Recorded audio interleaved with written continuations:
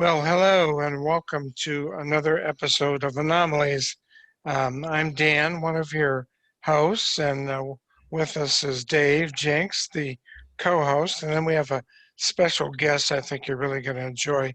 So, Dave, my first question to you is, have you ever used a Ouija board? Or maybe would you ever use a Ouija board? I definitely have. A long, long time ago, and I've got an interesting story about that that I'd like to hear our guests' opinions on. But it's been a long, long time, decades actually. What about you, Dan? Have you dabbled in the Ouija world? Yeah, Ouija World sounds like some kind of Disneyland thing that you could go to. Yes, I'm not intimidated by them at all. I view them as a spirit communication device. But I think we both know people who would not touch a Ouija board if it was the last act of their life. But anyway, our guest today, Karen A. Dahlman. Karen, welcome to our show. We're happy to have you here. And usually we don't do visuals. You just hear our melodic voices. But today, Karen's going to share some of her boards with us, and so we decided we'd go with a visual component to the show. But welcome, Karen. Now, where are you coming to us from? I'm coming to you from sunny Arizona. Oh, what part of Arizona? I'm in the greater Phoenix area. So I Oh, just moved, as you know, I was supposed to be on the show earlier. I just moved from Southern California to Arizona, and that's where I plan to stay. And by the way, my cat is in the background. He'll probably there's Bear. Is that Bear? That's Bear. Come here and say hi.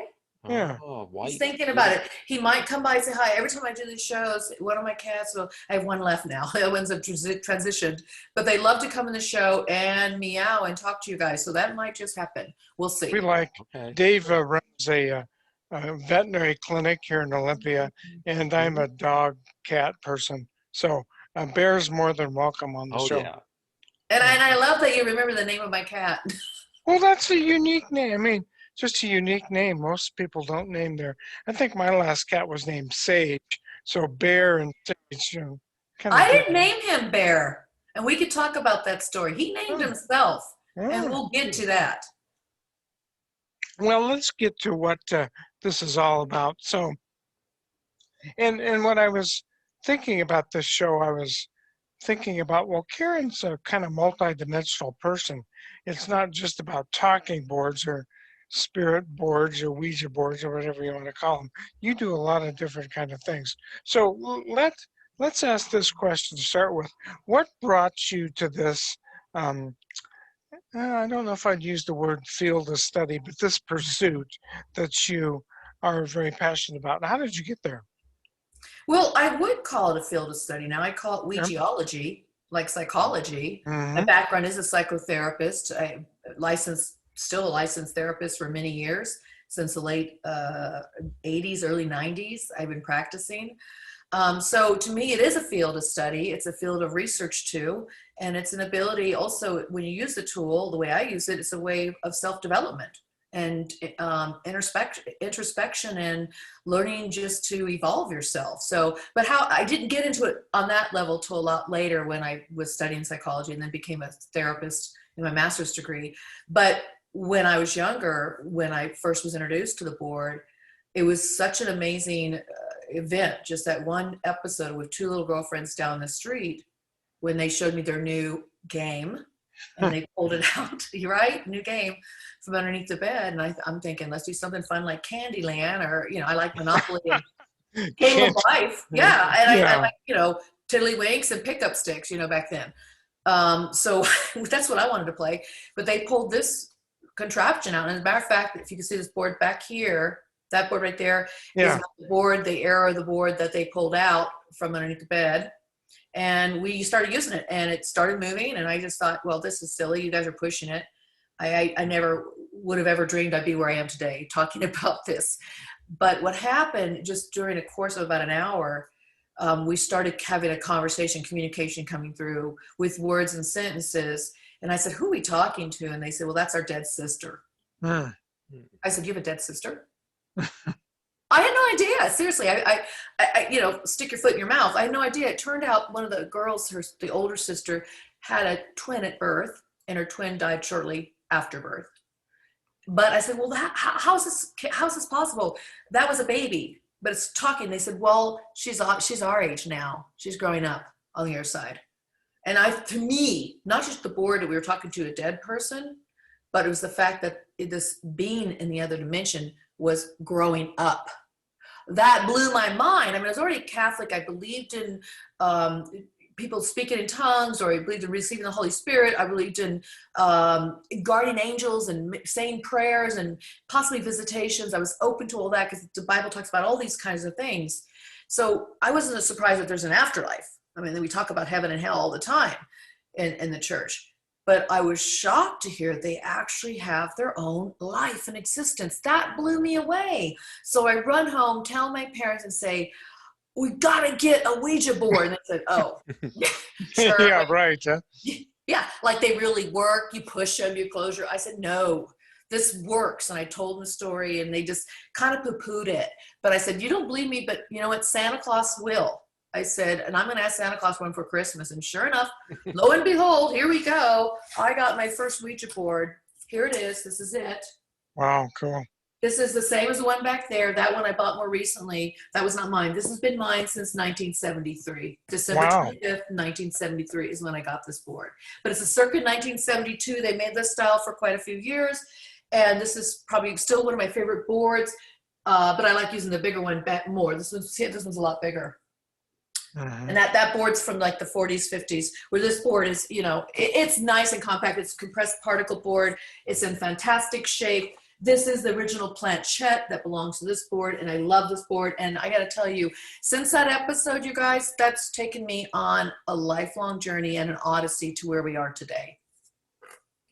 And So this has really become part of your life, using the Ouija board. I can't see my life separate from it at this point, because it's not being so attached to the boards, although I love them and I'm a collector and I'm part of the Talking Board Historical Society. And I believe in talking about the history and preserving it and doing historical events and sharing all that information and the facts about the Ouija board.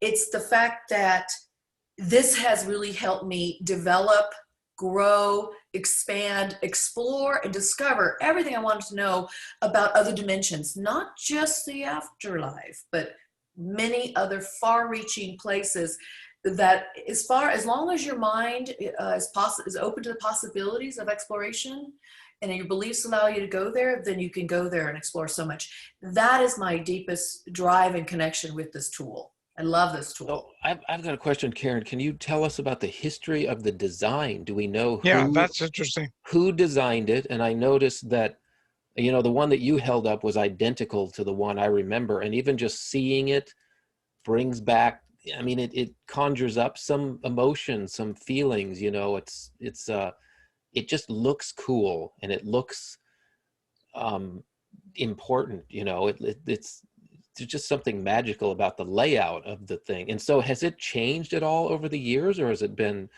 the same as what we see in your examples there? No, it's changed drastically over the years. And in fact, the first board, and I wish, now I don't have it with me, guys. It's in storage right now. But I have a circa 1892-93 board, which is very different than the board here. I will show you my 1910 board that I do have. But let me say this. The board started with, actually, it was a full moon, not a sun in this corner. It was a full moon, no face on it. Then there was a crescent moon with the star. At the bottom of the boards were two stars. And it didn't have goodbye on it. It could have had good night, good eve, good day. It was very basic. And the very first board before it was patented and trademarked, it was actually, there was no Ouija across the top that you see here. Now the Ouija across the top has changed over the years. Let's see. Okay, here we go. This is my 1910 board. You will see here, this is actually a full moon. This is the crescent moon with the star. So there was not a sun here. That didn't come in, I'll explain that in a second, until the 40s. But see this, that's that original trademark they started putting on their boards. And this one does say goodbye at the bottom. So this one was from the William Fold Company, but let me explain this. Charles Kennard had it originally. Elijah Baum was the patent attorney who patented it, but it was Charles Kennard who had the Kennard Novelty Company. And there was a group of people, men and one woman, which we found out more recently through the Historical Society, and her name is Helen Peters Nosworthy. So recently, she didn't have a gravestone, and we were able to work with her family to give her a gravestone, and a beautiful gravestone it is, and it's sitting in the Fairmont Cemetery in Denver, Colorado. We did a huge historical event celebrating her life and her contribution to the Ouija board, because she is the woman who actually used it at the Patent and Trademark Office to show them that it actually worked. She was considered a gifted psychic.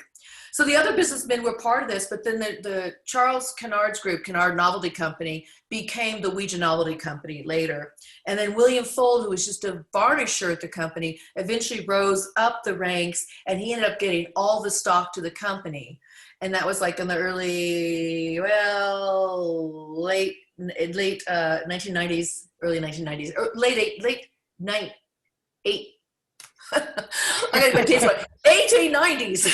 Yeah, okay. When I start going between 100 years plus, I get the decades mixed up, but it was late 1890s. He got it when he took it over. Then that's when it became the William Fuld Company. Boards changed a little bit. So what you saw, and a lot of the boards in the 20s and 30s, they would look similar to the board I just showed you, but then the design started to change.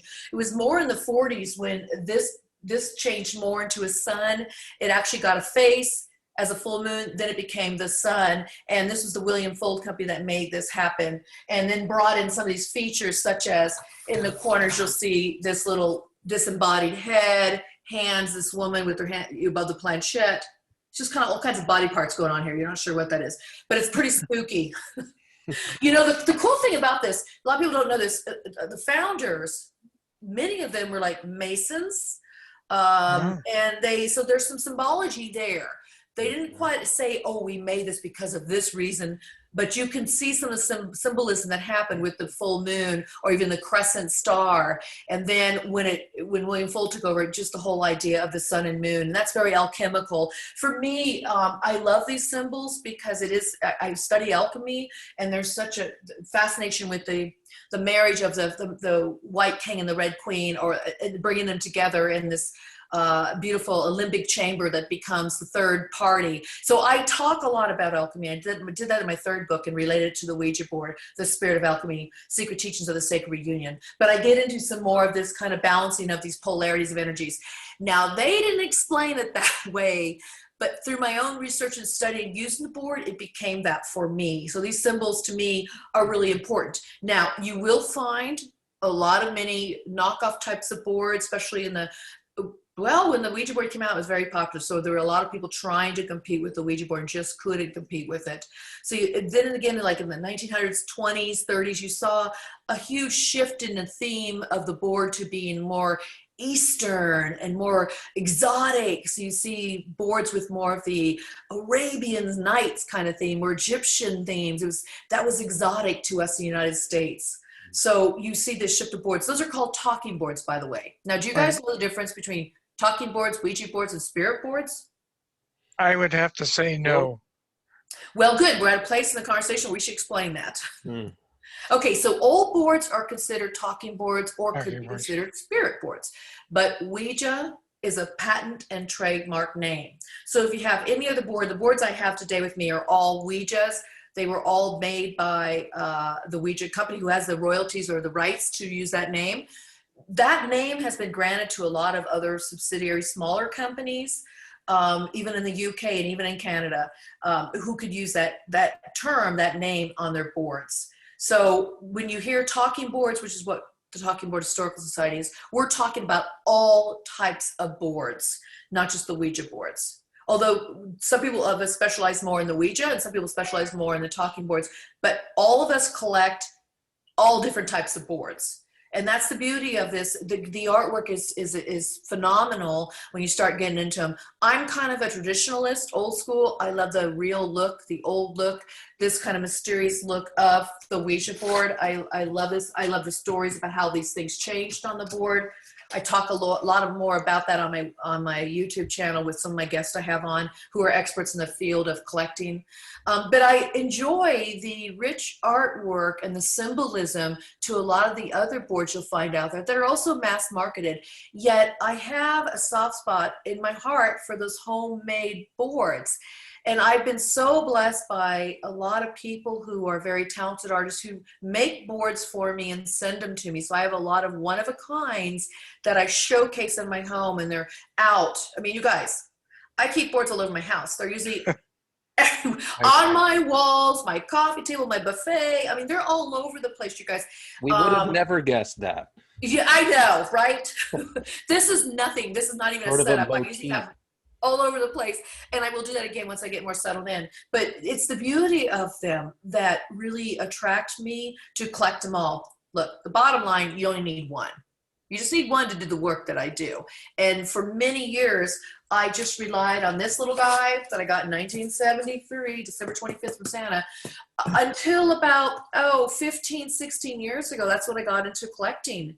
I figured, well, I know there's a lot of boards out there, but I thought, I only need one. And then an interesting thing happened. Somebody brought me the glow-in-the-dark Ouija board, and I thought, okay, here it game on. I just started collecting.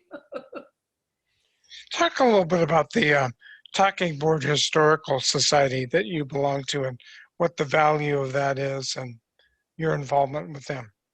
Well, thank you for this opportunity to talk about that. We are a nonprofit organization.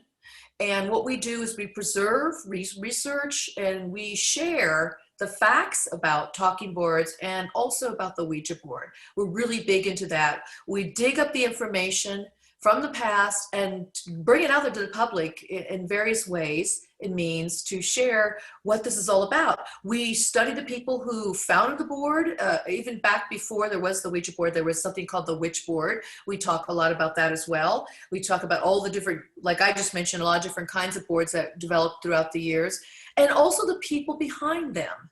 You know, what was their inspiration? What were they thinking? How do they use them? And then also up through the ages, how it's permeated into our pop culture and into our human psyche, and it's around the world now. Ouija boards are so dang popular. So that's what we do. We preserve that and bring that information forward. It's a nonprofit. We do sell t-shirts, we sell pins like the one I have on, real cool stuff. And any money you do send to us always goes to a great cause. For example, we did do that Peter Nosworthy gravestone we put in for a huge monument. And then also, this is the group that formed right after they put in the Elijah Bond gravestone. It's that most famous Ouija board gravestone that's actually a Ouija board carved on it. And that's for Elijah Bond. He didn't have a gravestone either. That's when the group formed. But we do events. We did Ouijazilla, the world's largest Ouija board. We go to different conferences and speak about it. We share just our joy in this wonderful tool device, marketed as a game. We're trying to help people understand what it really is. It's just a board or compressed particle board. But there's so many beliefs and superstitions, and what Jean Orlando, our colleague, calls Ouija-stitions, pushed onto the board, that is just an amazing tool that brings out the good and bad of everybody. It's just so controversial and enigmatic that it's just so cool, and we want to help celebrate that and showcase it. Dave, did you want to jump in? Go ahead. I tend to, if you see me looking down, I'm taking notes, and so I don't pass over anything I want to ask, and I've already got about 12 different things, but I'll try to keep it basic here and just let you riff on stuff because you're good at that. And I just wonder, do we know who came up with the idea in the first place? I mean, this is not something was by accident, I wouldn't think. I mean, it looks fairly well organized. It looks like somebody got an inspiration to do it, or had some sort of vision or whatever and said, let me put this to paper or on board or whatever they had way back then and see what communication. I mean, how do you come up with an idea like that? Do we know where it really came from? Yeah, so this is a really interesting topic to get into. So in 1848 was the beginning of modern spiritualism in the United States Spiritualism, right? with That's what I Fox. thought. Mhm. Yep. Fox. That's right, Daniel. Very good. So the Fox sisters were starting out with the rappings and tappings and sounds and knocks that came from their walls and their floors and all that stuff. And there's a whole story about that. I don't want to get too far into that, but they recanted their story and then came back and said it was true. But it basically kicked off the modern day spiritualism movement. And at that time, spiritualists were really trying to find quicker, easier ways to communicate. Now, there was a movement right around the exact same time happening in Europe, in France, with Alan Kardec's group called Spiritism. They were doing a lot of table tipping, table turning, tables lifting off the floor, and that was their way of communicating with the spirits. And the United States was also doing some table tipping. Now, I've had experience in it, and I can tell you, had some good experience doing table tipping back in the 80s. But let's go back 100 years before that. So 140 years before that. So 1848, this was going on into the 1850s, 60s. We had the Civil War, I think it was 61 through 68. During that time, there was more of a downtime. But right before the Civil War broke out, what happened was this new modern device known as the little table called the planchette, which was a thing that looked like this, a lot larger, you guys, had little caster wheels on it. It had an aperture right here to put a pencil through, and it was an automatic writer. You put your hands on it, and it would write. This came out of Paris. So some gentlemen brought it from Paris back to the United States during the Civil War, right around that time, and it just literally sat on shelves in stationery stores for a while. People didn't really understand what to do with it. But after the Civil War, and spiritualism going more into their heyday, because now there was a reason to communicate with the deceased. Many lives were lost, family members were lost, bloody carnage in our country from everybody, that there was such a rise in trying to communicate with them. And there's a lot of groups out there that were charlatans and playing games and trickery, all that stuff was going on. But people were beginning to realize they could use this planchette, automatic writer, and start writing on paper. And then or they could go to like spiritualists and have, seances and do table tipping and tapping and rapping and all this stuff. But what happened was, and we know this is again historical facts I'm going to be sharing with you.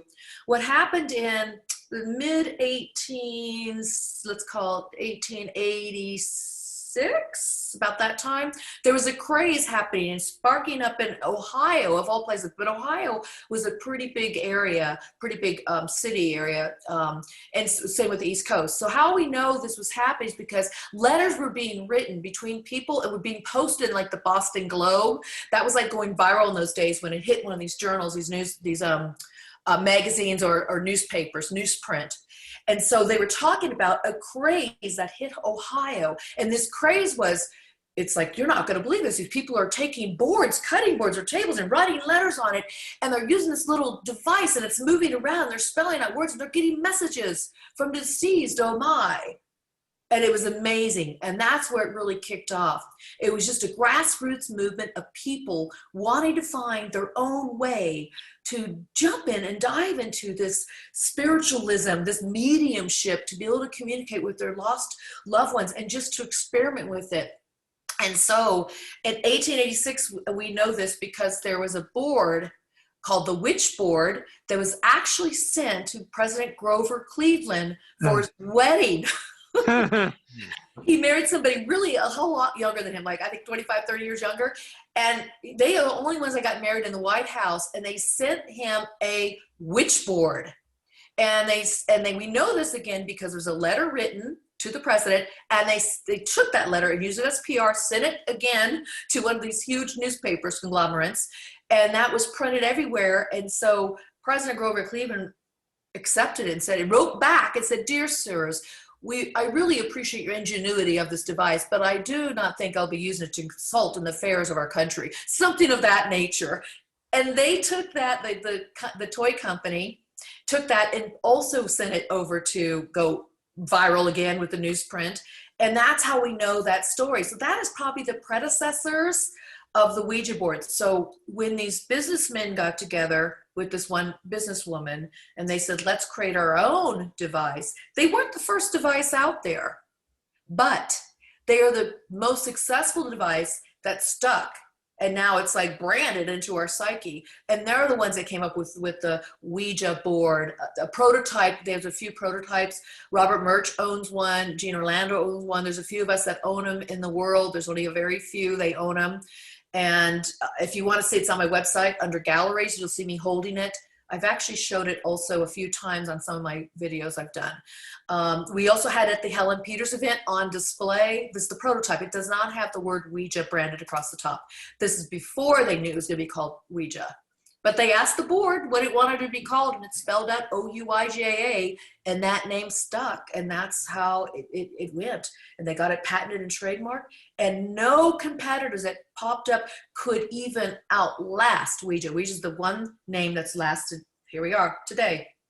So Ouija came, that was my next question, is where did the name come from?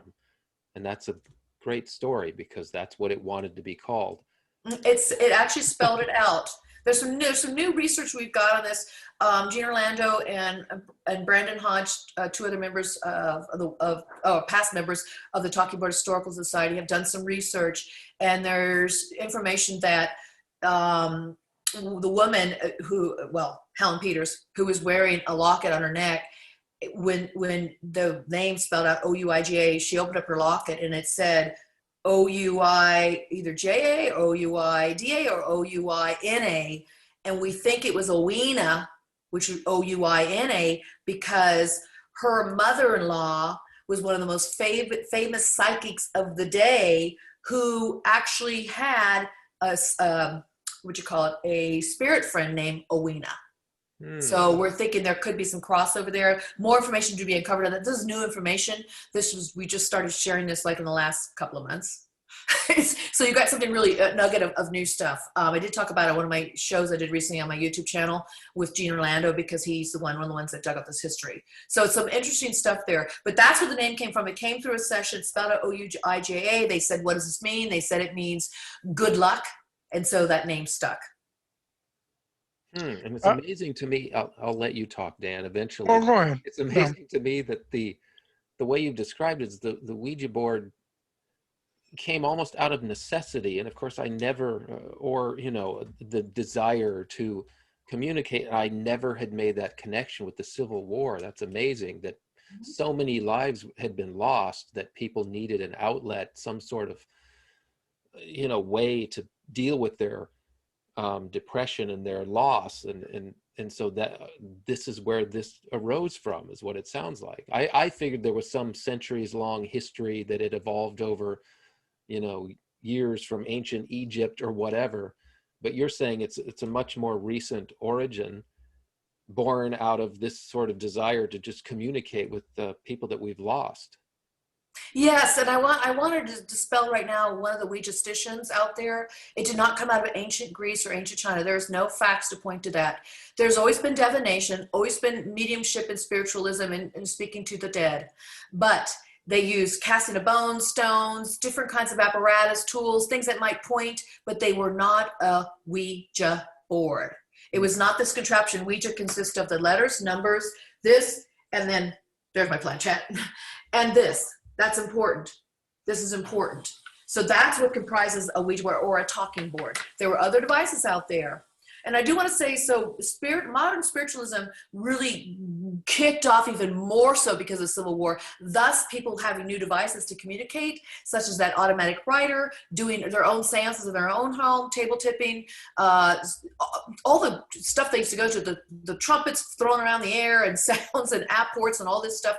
And the Ouija board was just one aspect of it. But you got to understand too, then we had the World War I and World War II, a lot more carnage. We were very involved in these wars. A lot of lives were lost. The Ouija board got another huge hit. So you would find it in the 10s and 20s and 15s in everybody's parlor of the day. It was just such a popular tool. In fact, when William Fuld finally sold out to Parker Brothers, and that was in 1966, the first year they had it on sale in 1967, it outsold their most popular game at the time, which was Monopoly.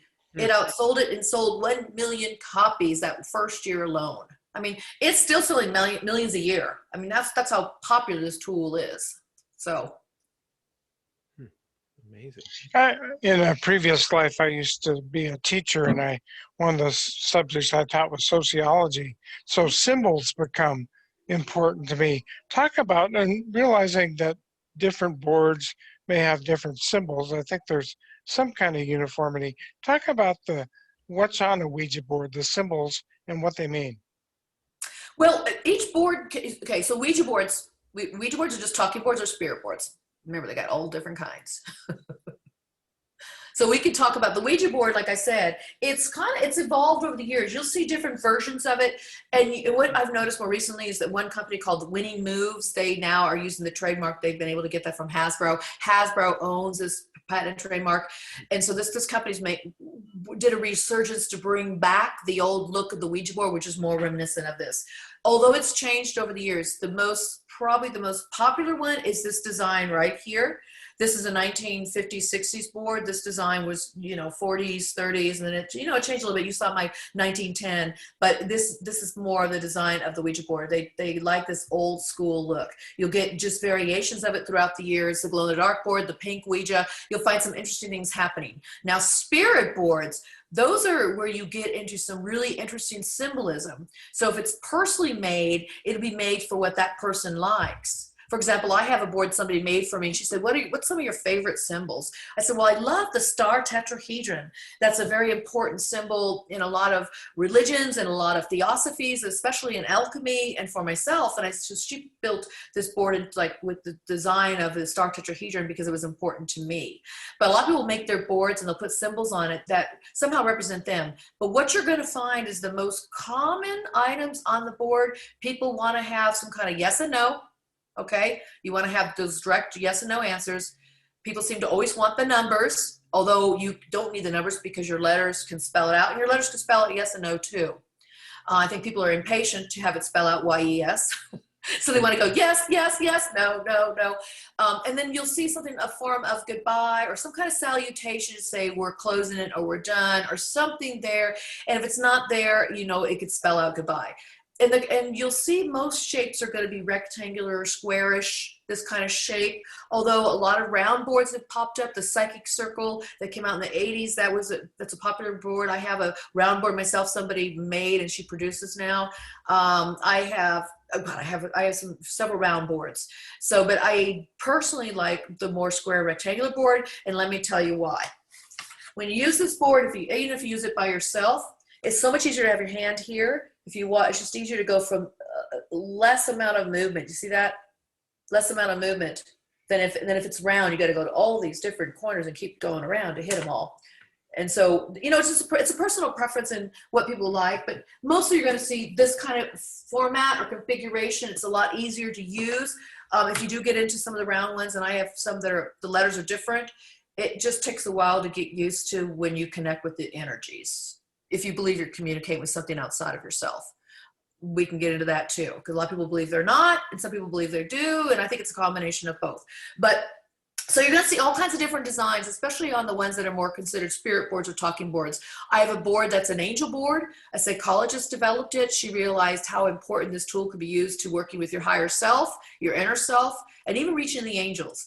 And so she wanted to call it the Archangel board, and it's a beautiful board, nothing but angels on it. And for her, that was one way of taking away this ominous kind of presence that this board provides. And a lot of people have a lot of negative connotations assigned to this type of board, where that board is like, oh, the angels, woo, it's all positive and powerful. So I like it too. But for me, I can use any board. I can take the wickedest board, the coolest, weirdest, strangest board, and the angel board and get the same messages, guides coming through, because and I'm going to tell you, here's a secret right here, you guys. It's not because of the board, it's because of the user.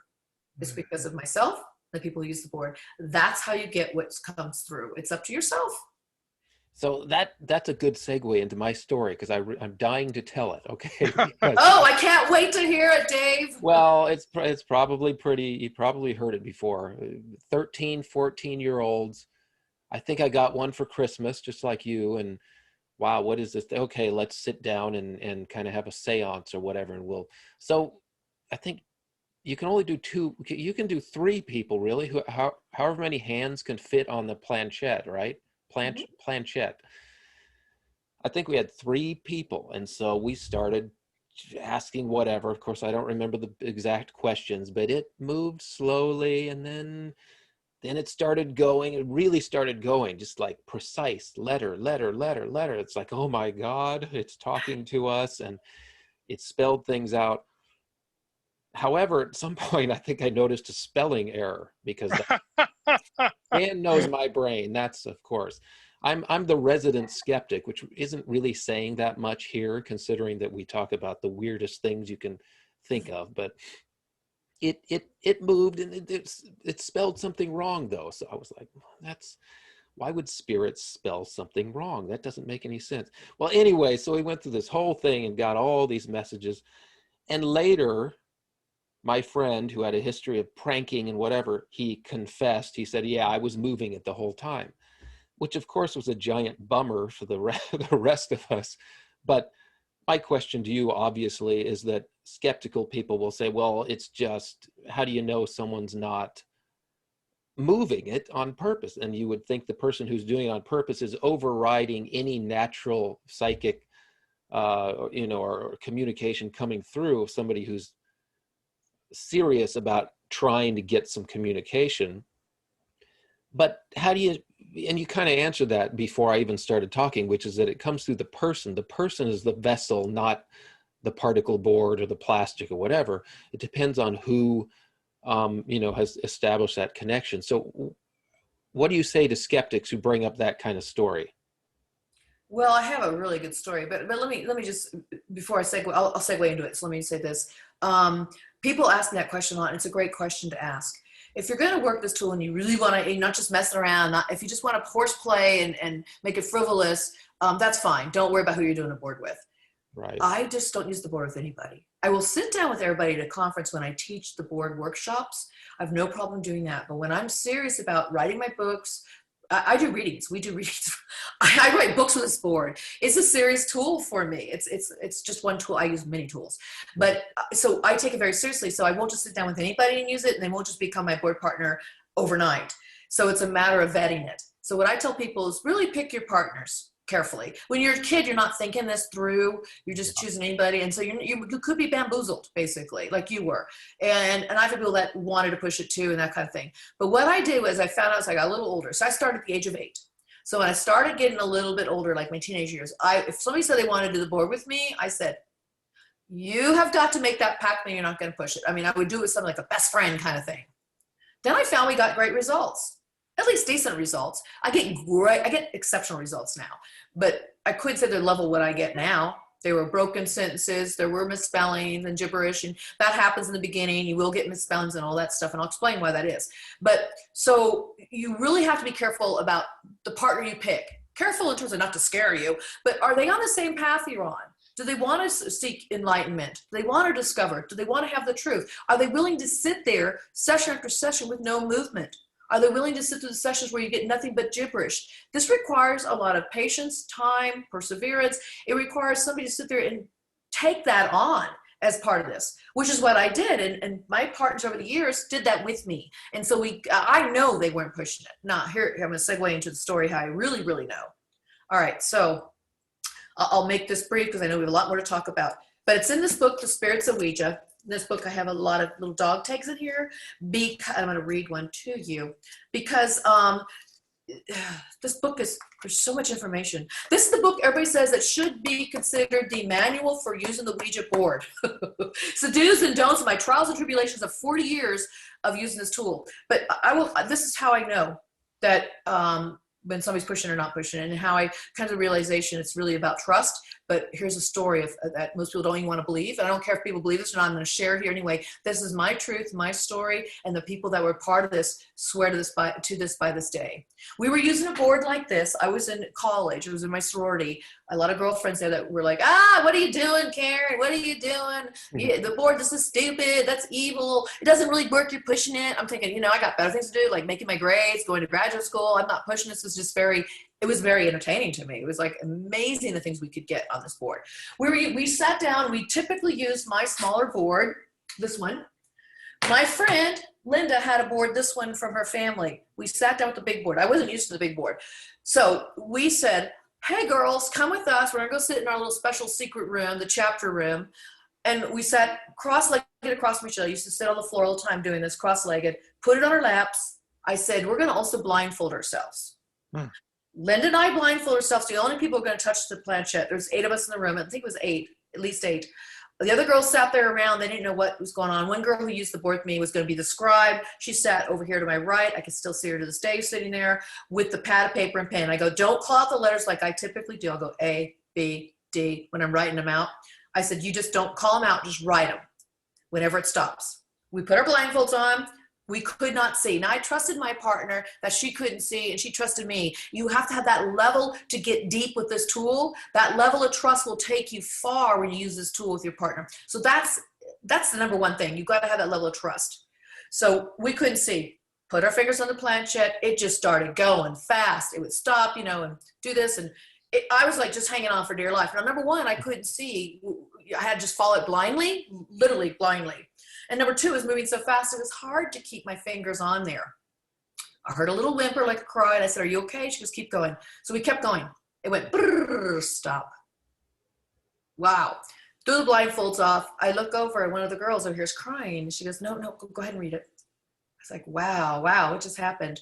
I mean, it was powerful energy I could feel. I could feel the energy coming through. So Dina read it, and this is what it said. I have it verbatim because ever since then, around that time, that was 1986, I've been writing everything down verbatim. All my sessions, now they're audio recorded as well as written. I use them in my book. So when this book is written, it's all from stories verbatim from the years when I was using the tool. Some of it's in my diaries when I was younger, and I pulled it out. But here, this is what they said. Hello, Layla. This is your sister. I am fine. Tell mom and dad that I am fine. So is my boyfriend. We love you all. We are still with you. We felt no pain and died on impact. The only pain we ever felt was the pain the family felt and expressed at our funerals. We are at peace and feel love. Please do not be concerned about us anymore. Know that we love you and will always be with you. We will be with you again. I love you all. I gotta tell you, that tears me up every time I read this. I've read this so many times. Because it was so emotional. And when I read it, I remember her sitting there and she just started sobbing, like that kind where it goes deep and you just can't control yourself. And she said, oh my God, you guys, that's my sister. And I said, oh my God, you got a dead sister? That came out of my mouth. I mean, here I was again with another person who had a dead sister, not knowing she had a dead sister. And only one other person in the room knew that. The rest of us did not know. We're like, and by the way, I changed their names. I said, Layla, I'm so sorry. I did not know that. She goes, you don't understand what a pain, this burden I've been carrying on my shoulders. She had died a few years earlier, and I didn't know that. I just met Layla about a couple of years earlier through the sorority. And she said that it's been a pain and hard for her family. Well, she did go tell her mom and dad. She did tell her other sister that was still living, and they all felt such relief from it because they knew Linda and myself, and they knew that they could trust us, and they felt like that was proof. And the fact that we were blindfolded was another layer. So I'm just here to tell you, when people tell you the blindfold story doesn't work, it does work. For it to work, you've got to believe and have 100% faith in your partner, that you can trust the connections as well. If somebody tells me that's not a spirit coming through, I don't know. It is, or I'm just a freaking great psychic. And I'm going to say this is what I believe. It's my abilities to be open for them to channel through without eyes, for such a tangible visual thing as a Ouija board, that you can do this work. And it wasn't just me. I don't say it's me. It's the energy flowing through me. I'm a vessel that allows this, and my friend Linda was too. And we're still really good friends. It's that connection we have, such a great bond. It's all these like combination of things coming together to allow this to happen. It's not every day you can do this kind of blindfolded Ouija, but we did it, I did it, and that has proved it to me ever since, that I know it's so much more than what the skeptics say.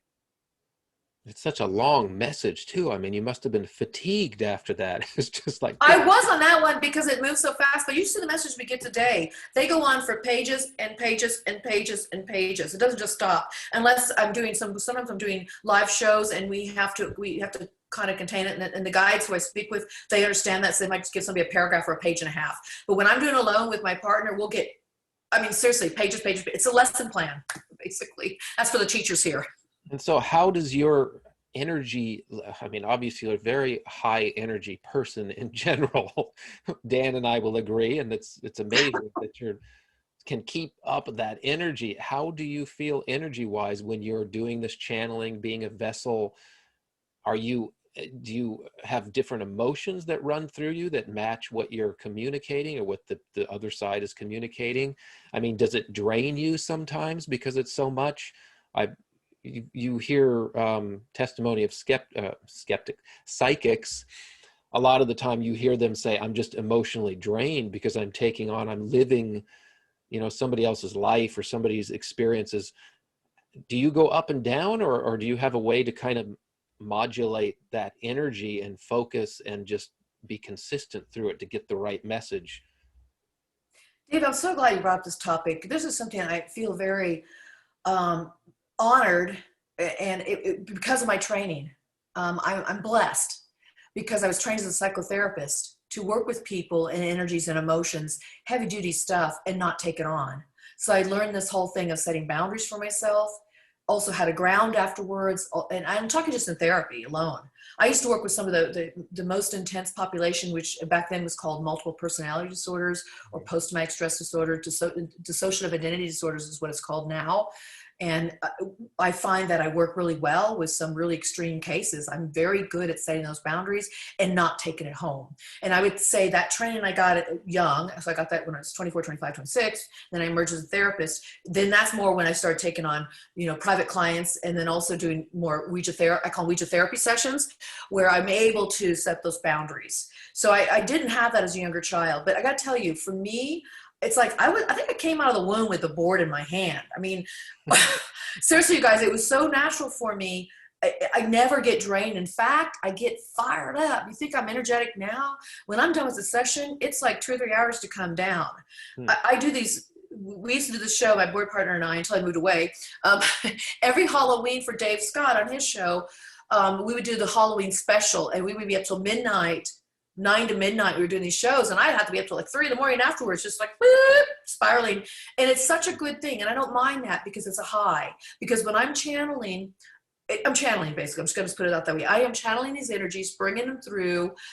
It is such pure, loving vibration. Doesn't matter who comes through, because I have the set of guides that I work with forever, since 1994, when they first came through the board. They've been with me before that, but they made themselves present to me tangibly through the board. And now I work with them directly through voice channeling and through my intuitive readings I do now. But they came through such loving, it's like I've opened up this chakra, but that's what it feels like. Pure, just love shooting through me. So I feel unconditionally loved. I feel touched. As I'm going to read that message, I get right into the emotions. I'm not afraid of my emotions. In fact, I teach people when they use this job, don't shut down your emotions. Your emotions is the pathway. It's like that network in order to tap into this unconscious information to the other dimensions. It's through your heart. So the more open I am with this, with the people that I'm reading for and feeling their feelings, which I will feel. I'll feel sad. I'll feel the hurt. I'll feel the pain. I may feel some of the people coming through. It may be a little heavy, but yet since my training as a therapist, I'm able to still put boundaries around that. And at the end of the day, I'm able to walk away and feel like it hasn't drained me. In fact, it powers me up and empowers me. So I don't have that problem, but I try to teach people the way to get that boundaries with the board. I'll talk about grounding and protection. Those are simple ways, but they're very powerful ways of finding themselves to do this work and to be more like, I see it as entering a sacred chamber, a sacred space, and setting that, calibrating that space, if you will. And then when you're done, moving out of it, so everything stays in that space and it can be packaged up there and you don't have to take it home with you. Sure, I think about that reading I had, or it may come back, but it's not that power I had in the moment. And in fact, when I do my direct channeling, voice channeling, I do automatic writing, as well as I do intuitive readings for people. I don't remember half the time what's coming through because I've already set up that boundary to step back and just allow it to flow. Don't own it. Let it come through. When I do that and don't own it, that allows me to not have that residual that people talk about that just drain them. And in fact, I think if you do this work, you should not be feeling drained. If you do, you got to shift it and find a new way of working, because it's possible to shift that a little bit. And it just comes from training and knowledge. Amazing. Dan, I know you've got questions. I know he's sitting there. I know he has questions too. You can see my mind, the gears, the one gear The turning one up there. here, the Yeah. gerbil in the treadmill or whatever. Yeah, Hamster which is wheel. my mind. Hamster Hamster wheel. wheel. So one of the things, and I've watched a couple of your videos, and one of the ones I found kind of beneficial, I think, for people watching our show today is walk us through a typical Ouija session. What would you do? I mean, obviously you have a purpose to contact someone, something, but just walk us through a session. Sure. So since 1994, I would say the main beings, my spirit friends, they're in spirit, they're in another dimension, that come through are called the guides. And so they come through every time. So I going into a session now, I know they're going to come through, and then whoever else I need to bring in that might be part of that session will come through too. It could be an animal, it could be somebody's loved one, it could be another being from another dimension, it could be their guide, it could be their angels, it could be an extraterrestrial. We'll get into that a little bit more too if you like to. So it just depends what needs to come through. But the guides come through first, and that is like my bouncers, my gatekeepers are the ones that moderate the ceremony. It used to be a woman named Wilma Jean. And she left after I worked with her for 15 years. It was time for her to move on. And it was time for me to move on into other different spirit guides. And so one thing I'll say this kind of helps with this conversation. As you start to evolve and grow in your work with this dimension or this tool, or just even doing channeling, you'll find that you have certain guides in your life, and those guides will change as soon as you outgrow them or you're ready for some different aspect, and they'll step aside and let new ones come in. So that's what my life's been about. Yet this group of guides since 1994, they have said they're going to be with me for the rest of my life, although there's new ones coming in all the time working with me. So they all come to the session, but not everybody understands that the room is full and packed with all these different beings.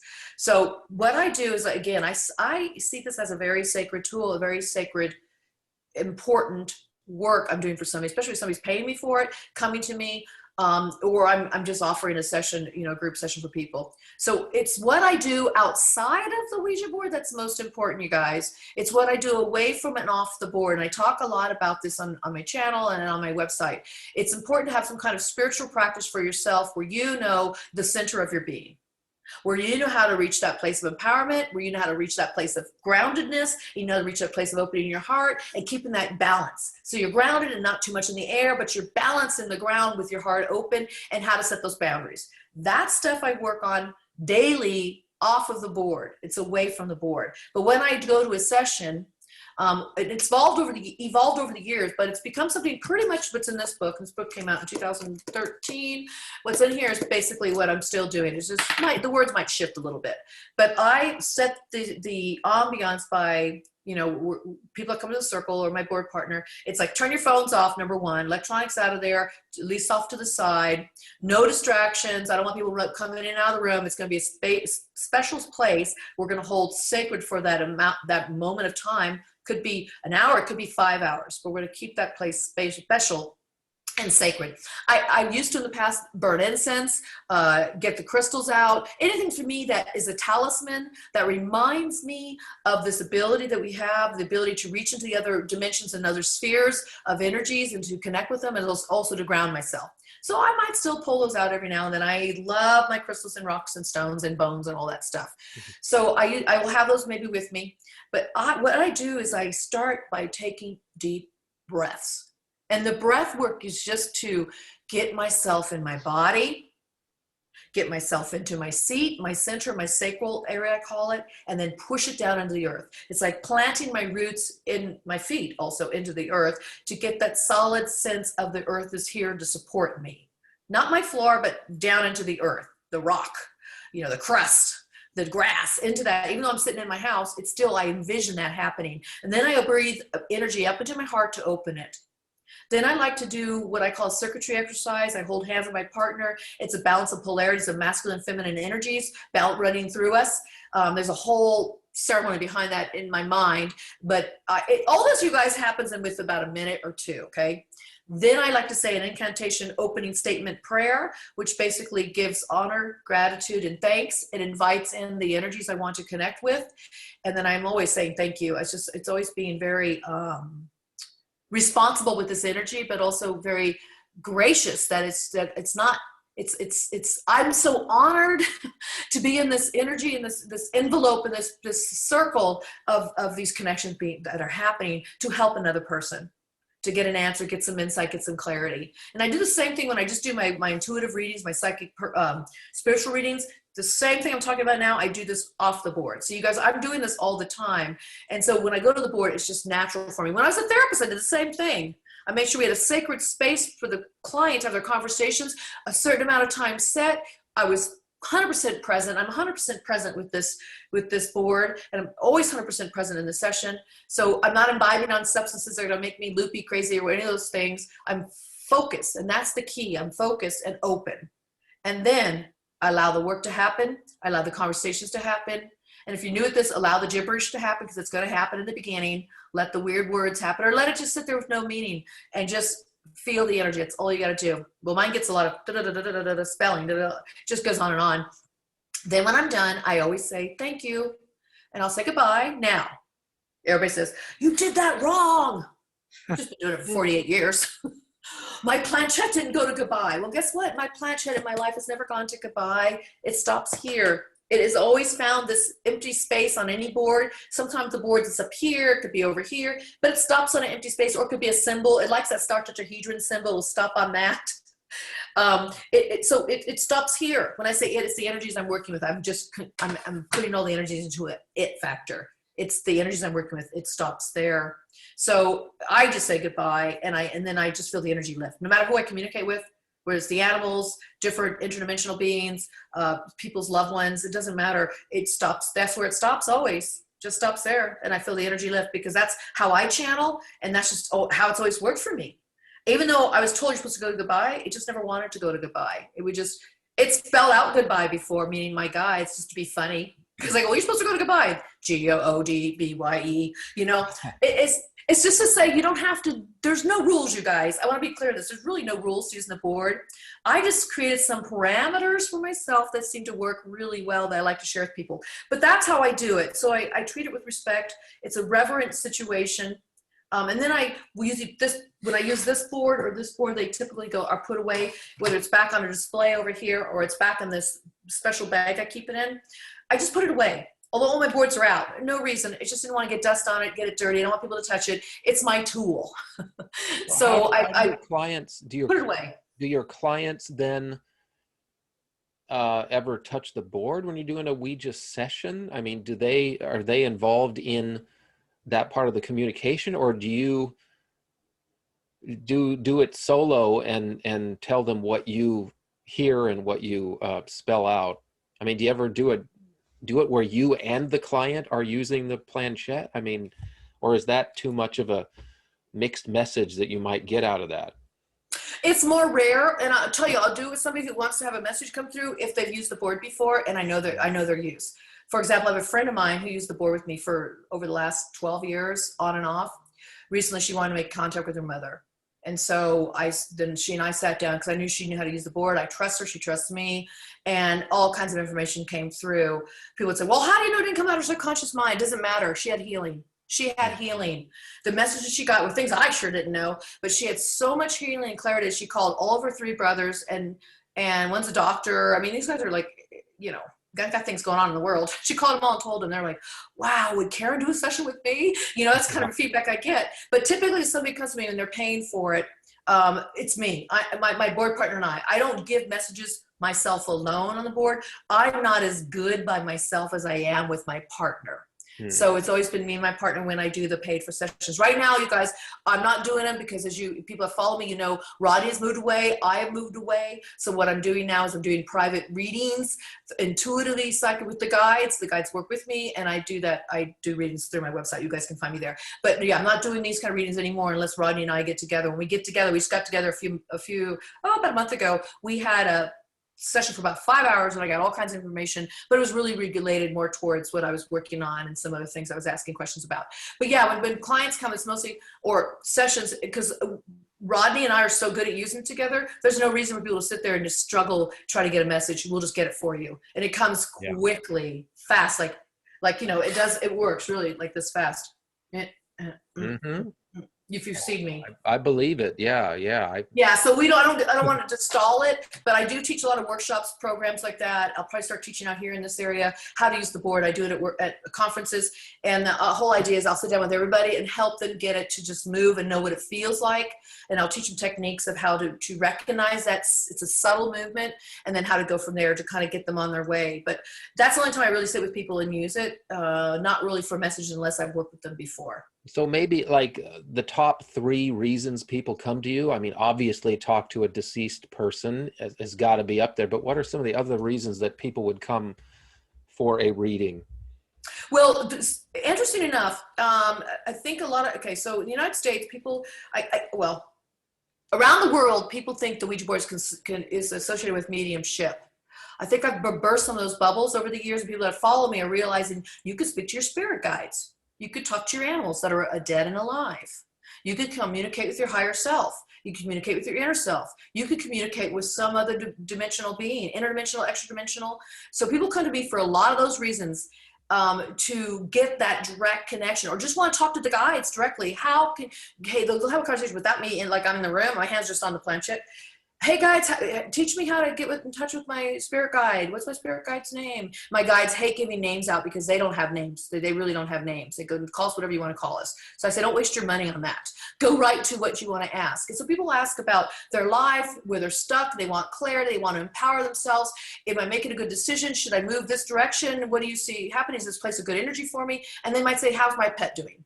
And by the way, how's grandma doing? That comes up, but I think people realize the board is really a psychic cosmic phone, and that's how I use it. It's funny, people go, oh, you're the paranormal, and paranormal means dead people, although paranormal means a lot of things. It's funny, people think I just do mediumship. It's not mediumship. I am probably more gifted at being a channeler. I'm channeling from all these other dimensions with this tool. So that's what people come to me more for than dead people, believe it or not. It's probably number one, how to propel themselves and move forward in their lives and to empower themselves. And when they come to me now for the personal readings, that's probably the number one thing. And the number 2 thing is can I learn to do this myself and be in touch with my spirit guide so I can actually hear them, receive information from, and have a direct connection like you do. So I teach a lot about that. So how has your business changed during COVID? Do you still do Zoom sessions? I mean, is it as effective? Do you find any barriers that you've had to overcome because of the COVID thing? Interesting enough, with this work, no, because we were doing a lot of stuff on Skype already. We do stuff on Facebook, the messenger video, audio. We were doing that a lot. We were doing some Zoom. So I've always done readings. I've read for people around the world using the board, and they sit right there in the room. They could be in India, they could be in the UK, it could be in Europe, and we'll do readings for them. It didn't matter. I mean, I say didn't because we're not doing them right now, but when we do, if we do offer them again in the future, or if I end up offering those, that's how we did it. And so my private readings that I do them like either this, or I just do them where, they write in a question, I'll give them an audio recording back. It's very simple. It has not affected me. In fact, I find that I'm getting even busier. I work also on a psychic platform, you want to call it that. I call myself a spiritual advisor, where I am busy, even busier than ever, because people are really looking for answers now. They've lost hope and faith in humanity or the governments or whatever's going on in the world, and they're looking for other ways to, find their truth. What's going on? What can I do? I mean, I've lost this. So I have a lot of calls about that. So that's what I'm saying. I get a lot of calls about clarity and empowering themselves and moving forward in their lives. And they have some ideas. They're just not sure which direction or how to go about it. So I combine my therapy skills with my channeling abilities and my intuitive gifts and the guides. The guides are right here. I can feel them with us right now as we communicate. And often they say, hey, tell them this. So they're right here. They go, no, you're doing fine. I said, do you want to tell them anything? They're like, no, you're doing fine.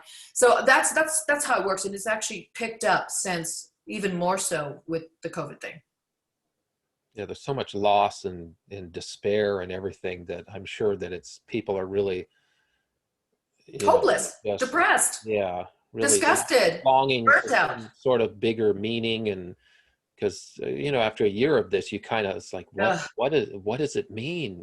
Where do I find some happiness or satisfaction or hope? So I totally get that you're probably dealing with a lot of that. It's absolutely hard, but, And that's normal. People want to know, what's next. I mean, it's that mysterious thing that about the board that we love to hate and hate to love and all that stuff. But it's also the mysterious nature of humanity. I mean, we don't know really what's next. We're told one thing and things change. And really, when will lockdowns end? We don't know. The goalpost keeps getting moved. And so people have a lot of uncertainty, and then they lost their jobs and they lost people and they're worried about themselves. So yeah, I've dealt with a lot of that this past year. And to me, I'm very natural. That's the kind of work I was dealing with and doing as a therapist. And it's just no problem going there. So I work with a lot of people that have those issues. I'm intrigued by the animal communication piece here. I got a call from a friend of mine that I haven't really talked to for quite a while, and he lost his dog of 15 years, and he started crying. It's just as really obvious to me that his dog meant a lot to him. So how would one go about, and if I suggested that he get a talking board or a Ouija board, he'd probably say, no, I don't think so. He's just not into that. How would he go about establishing a contact with his departed animal? Yeah, you don't have to have a Ouija board to this work. And I wrote an article about this on my website about how to do animal communication off the board. You can do it on the board and off the board. I actually learned about it on the board. And I'll tell that story in a second. But I do want to address your friend. First of all, what I've learned about the animals is when they do transition, it's like they're just, well, first of all, they're unconditional loving. No matter what, they always are. Whether they're afraid, frightened animal you think you rescued, or animal from the shelter, or you got it from a puppy litter, or whatever, and you think you're taking care of it, and you are, but the animal's really taking care of you, and they really truly are master teachers and healers, and they rescued us. And by the way, they tell me that when they transition over, they go, "I rescued him. I did a good job, didn't I?" Things like that. So just tell your friend that animal is 100% fine. What I find, it takes them about a couple weeks, 2 to 3 weeks.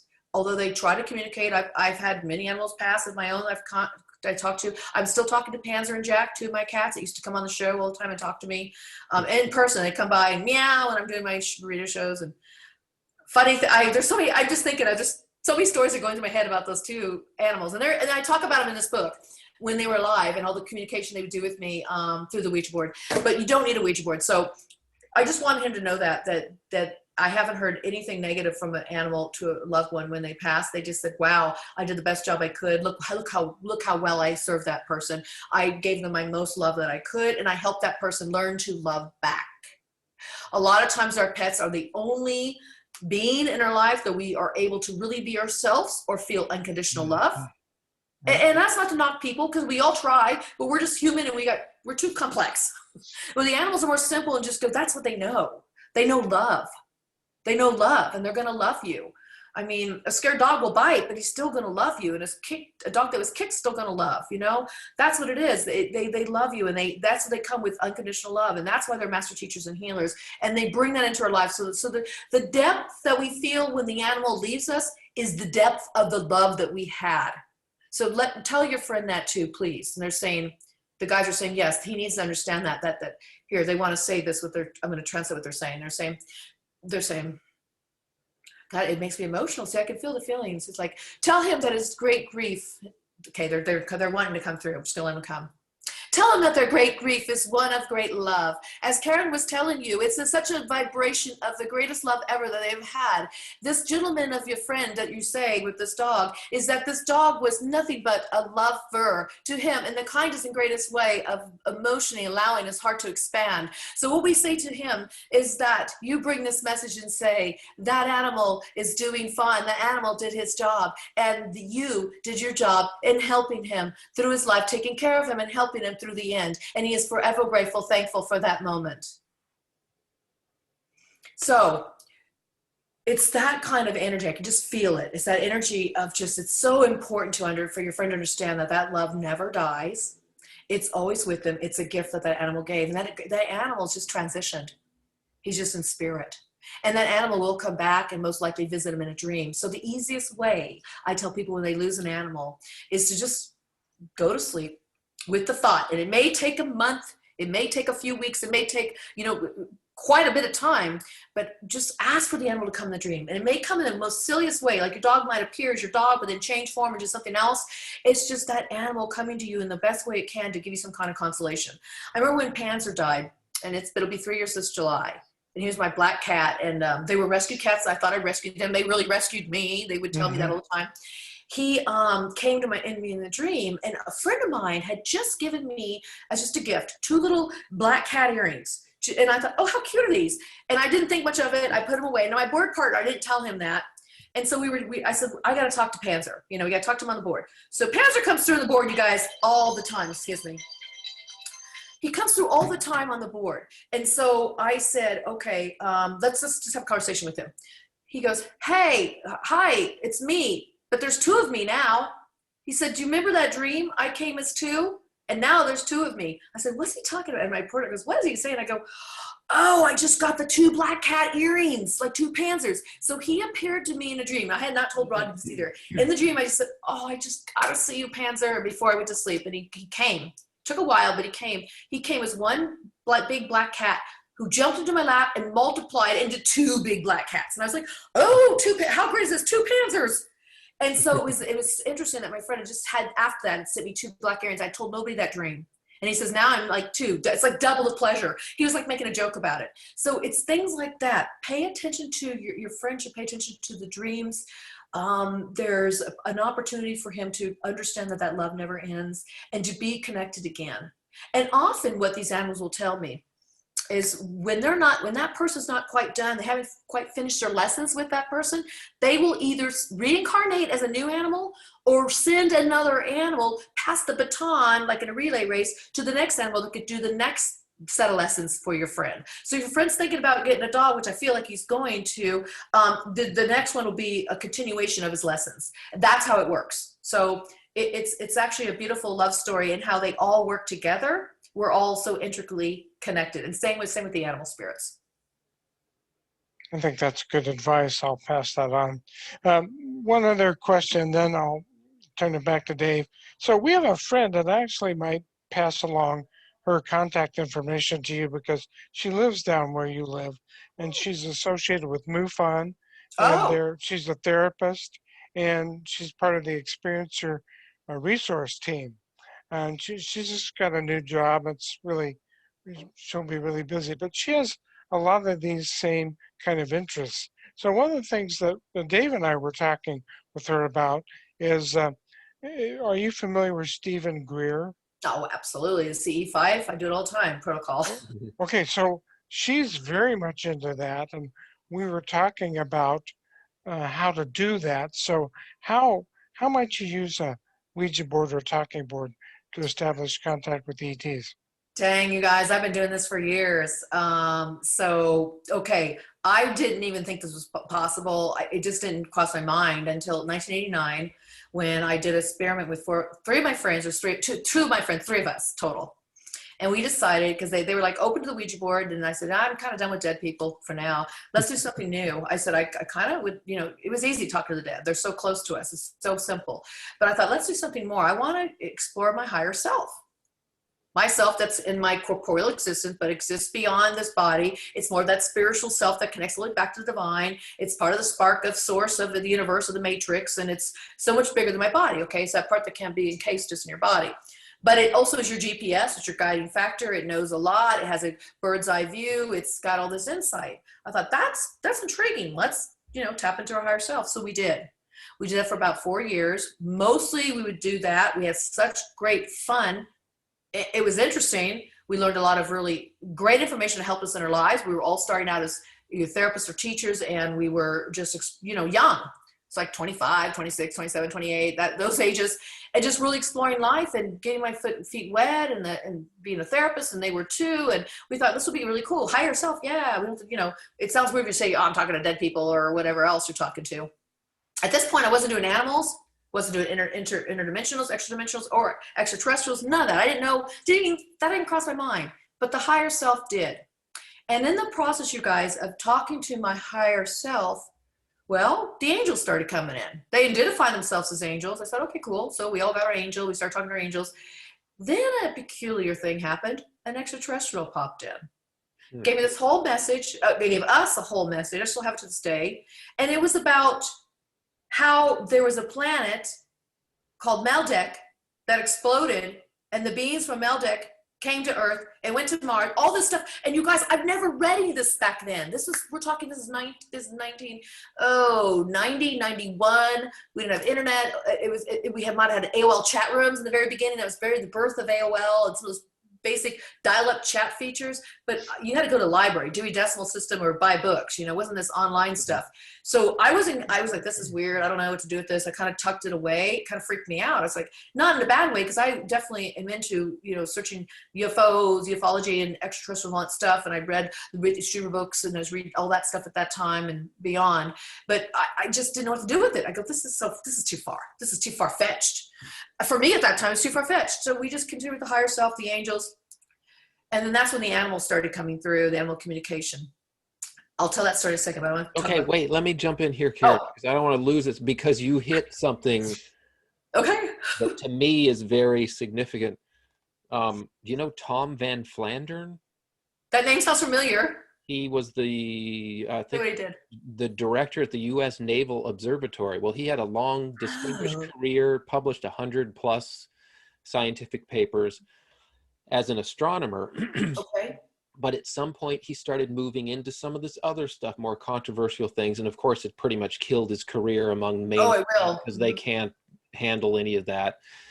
But he wrote a book called Dark Matter, Missing Planets, and New Comets, I believe. Did not know that. Which was one of my first life-changing books that I read, because he discussed a whole bunch of mind-blowing stuff. It's like 1991 or something like that. Oh, same era. I was doing this weird stuff. Yeah, but that's kind of when it all started changing. For Dan's a little older than me, so he's got an extra decade or two on when his quest started.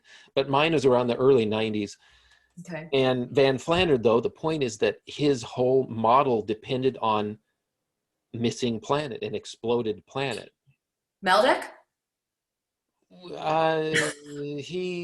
I don't know the names. It's called. They gave me the name. I didn't know what this planet was until later on. I started researching it more in the 2000s. It's like, that's what they said. Maldek.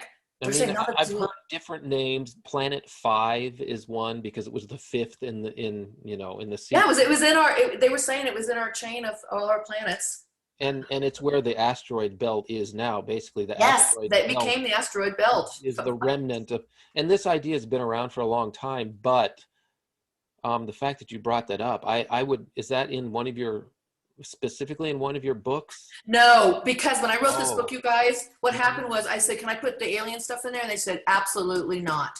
I said, then we started negotiating. I said, okay, then I'm going to put animal communication, angels in there. And they said, you could put all that in there. Do not put they're not ready for it when I first came out.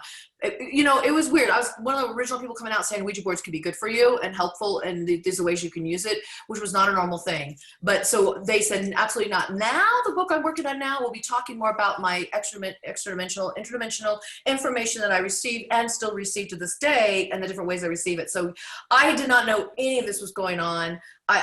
All I thought of was like, maybe they're from some other galaxy. I had no idea. And they're talking about they're from our own. And this happened, and they look more like us. I was like, shut up. And they were talking about how to use the purple violet flame to do a meditation. I was like, what is this stuff? I mean, I was open to New Age and all that, but it was like really kooky to me. And I look at it now, and I remember one of my friends, we're still good friends, and I showed it to her. She's like, dude, I can't believe we got that stuff. I go, I know. So this is what is so bizarre, because once you work with this tool seriously, and this is how the progression happens. And I mean it in a very positive way. Seriously, like, I want to evolve. I want to help people. I want to be positive about it and talk to these beings and my higher self. Then once you open that door and make that tap, my guides call it, plug it into the higher self, the outlet of the higher self. You put your plug in. When you plug in, then you open yourself in good ways, not negative ways, people, ways that are positive. Because when you go through your higher self, it's nothing but positivity that can happen. Then you start opening up to the other dimensions.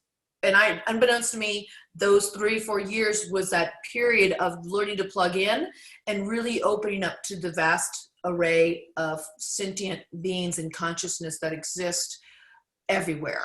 And from all of that, it's evolved even greater. So yeah, that was my first exploration with the ETs. They've come through since, but I do want to explain part of that evolution was the higher self, the angelic kingdoms, and then the extraterrestrials, and then the animals. The animals came later. I was talking to my angel at that time in 1992 now, and I was using the planchette, I was moving around, we're talking to her, she's going blah, blah, blah, telling, you know, stuff. And then she goes, you're not going to believe this. I got somebody wants to talk to you. And I go, well, cool. You know, I talk to beings all the time. Why not? You know, I'm thinking, really? You're going to shock me now? And so the planchette slowed down, went a little different direction, and it spelled out, Hermes, cat, I love you. Now I had a cat named Hermes, very much alive, sitting in a rocking chair, maybe 6 feet from us. He always loved to sit in that chair and sit there just sleep while we were doing the Ouija board, my partner and I. He's looking up at me, and I said, did my cat just talk to me? She goes, yes. I didn't know if you, I go, I know, what? You serious? I go, my cat's not dead. She goes, they don't have to be dead. It's consciousness. You tap into consciousness. Right. I said, well, how does this work? I go, was the cat go, meow, meow, and you interpret it? She goes, basically, the cat has information, sense images, sense feelings, thoughts, thought forms. It's all vibration. We tap into that and translate it. And he wants to tell you that he loves you. And so he put the name Hermes there, because that's what you call him. Hermes. I used to call him Hermes cat all the time, although his name is Hermes. And that was the beginning of animal communication. He taught me how to do that. And since then, I've been doing it ever since. That was 1992, January 26, 1992. Remember that day forever, because it's taken me into some interesting realms. Because once you realize everything is just consciousness, and everything that is conscious has a sentience quality about it. It's alive, it's feeling. You may not know how to crack the code to communicate to it, but you can talk to trees, to plants. I mean, people have green thumbs. There's a reason why. They understand the vibration, the nature. They even talk to their plants sometimes. The list goes on and on. I could really talk about this for hours. We don't have that. But this is going in my new book, Consciousness, Exploring Consciousness with this tool, but you could do it, you don't need this tool to do it, because really you're just tapping into your channeling sentience and you're learning to interpret that vibration. And the guides say, and they're telling me right now to tell you this, they said everything is just vibration and frequency. What separates us is the rate of that frequency, which is rate of vibration, which is the frequency. And once you can learn to crack the code and tap into those different frequencies, then you can make contact, and then what becomes more telepathic, becomes more of an understanding. When you do animal communication away from the board, people go, oh, I just know what my cat's feeling or my dog's feeling. Yes, you do. Don't underestimate that. You're feeling it. It's transmitting to you in a vibration, and you're trying to interpret that, and you might get words and thoughts. That's how it works. Simple. Okay, I've got one question, Dan. I know you're looking at the clock. Dan's our timekeeper. I've got one question left, and that is, is there anywhere where you cannot go? Have you hit a barrier, a wall, where it's not accessible to you, where we're not supposed to go as humans, or it's either forbidden or it's just not accessible for whatever reason? Is there anywhere that you've encountered like that? I love this point. I really love that you're wanting to explore this. Nobody ever has with me before. But I will tell you this. What I have learned, it's often the parameters of you or your partner that hits the blocks. It's not where you can go. It's where do you allow yourself to stop. And so I find that really life starts at the edge of our own consciousness and then progresses beyond that. There's so much more. And so I haven't hit boundaries with my current partner or now with myself and my own explorations off the board. But when I had some partners over the years, their boundaries wouldn't allow them to go to ETs, or wouldn't allow them to talk to rocks, or wouldn't allow them to go talk to the standing tall ones such as trees. Well, the Native Americans have been doing this all their life. All these eons, the Native original people inhabiting this earth did that. And so I just found a new way, a new cracking the code key to go into that. So no, it's ourselves that put these barriers on. And I say this because of my own experience. So I can only go so far. And then I thought, oh, well, all you can do is talk to dead people with this tool. Well, no, you could talk to your higher self. Well, no, you could talk to the angels, extraterrestrials, animals, alive, dead, boom, boom, boom. Sasquatch, mermaids, dragons, we're talking to them on our channel. I've got all kinds of channelings with them, and they're live. You can watch Rodney and I do it. We explain it. I mean, the list goes on and on. I've talked to other people's higher selves. I can talk to spirits that are around the world in some haunted location, and it turns out they're not spirits, get messages. It's crazy. Spirit energy is non-local. Consciousness is non-local. You can tap it if you could reach that frequency, if you can reach that rate of vibration. So I am so open to the possibilities now because it's growing over these years for me. That's these 48 years of using this tool. It's 48 years in July I've been using this tool that it's allowed me to realize that it just goes on and on and on. So that's the beauty of what I've tapped with this tool and why it's such an integral part of my life and will always be, because it's now a talisman serving as a reminder that we are so much grander and greater, and we can perceive, as long as we can allow our boxes and our walls to come down, we can perceive and have that perception, not talking about seeing, but the perception of the heart, of the energy of feelings reach to far expanse, vastness of the universe. I will say one more quick thing about that. Just when I thought you couldn't go any further, and this is why I'm saying, no, you can keep going, is that we had an encounter. I asked the guides to bring us beings that we could communicate with, that somehow the connection could work. They wanted to communicate, but in whole other galaxy, but a whole other dimension beyond just a galaxy, physical galaxy, but it's like another parallel world, but it's also in another galaxy of a parallel world. I said, bring me the strangest things. They said, give us some time. They come back 2 weeks later. They said, it's time. We set up a platform. I'm not going to explain it all right here. There's more that's coming in my book, but they set up a platform. We talked to they call themselves, they say, call us the wise ones, the two, TWO, the wise ones, like an acronym. And so we talked to them, and they were having the same communications with us, weren't quite understanding how this was possible, wanted to explain it to people where they lived. I said, well, I don't know how to explain it to where I live. And so we had this full-on conversation based upon a platform created by these ethereal beings that I call the guides, which is actually an aspect of source wisdom. They have no physical body, never been in corporeal existence, but they set this platform up in some space and time. They're telling me right now it's no space and time. You don't understand that. So it's beyond our ability to think in space and time. I don't know how to explain it except for my words. I'm telling them that's how I can explain it. Some platform somewhere where we were able to connect. But we connected again, and they said something, when we talked to you before, you were in our past, but now you're in our future. Explain that to us. Like, so there's more to the story, but that's weird. I mean, there's so many, there's just so much out there, you guys, and it's beyond a board. But I do want to say that people in the past, I found out through some research, people have used the Ouija board before to talk to extraterrestrials. I wasn't the first. George Hunt Williamson was doing it back in the 50s. He had a whole cult following.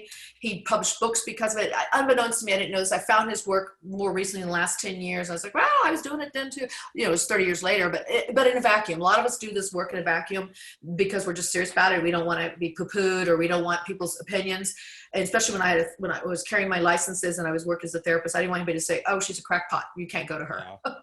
So I couldn't talk about this, but now I can. Okay, now I can. So thank you.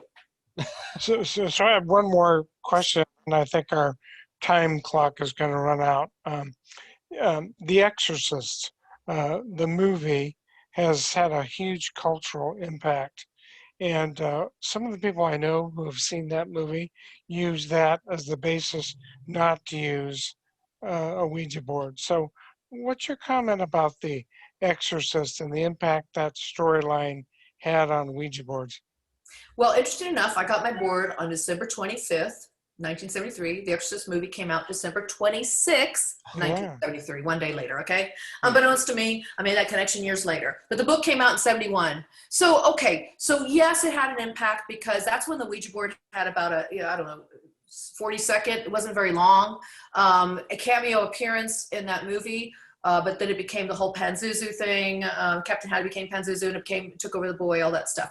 So yes, it's distorted the Ouija board somewhat, but then you got to look at, there was distortion a lot more afterwards with a lot of these other movies that came out, cult classics, the Ouija board series, Witchboard, some of these movies that use the Ouija board. Witchboard used the Ouija board as a main character, which actually had a life of its own. That was kind of cool. That was very awesome. Hollywood knows how to run with this theme. Plus, you got to remember in the 70s, Parker Brothers had bought it in 66, just a few years earlier, and it was only the #1 selling game. It's game, you guys, because it's still classified as a game. I don't think it's a game, but it's sold as a game. So they took advantage of that too and really put it into the movie more so. But you gotta understand this though. We have to look back to when the Ouija board first came out, 1890, and then in 91 it was released in the market. There's always been fears about the board. there's always been the naysayers and those who say it's evil. It's been around. So it's been a common theme.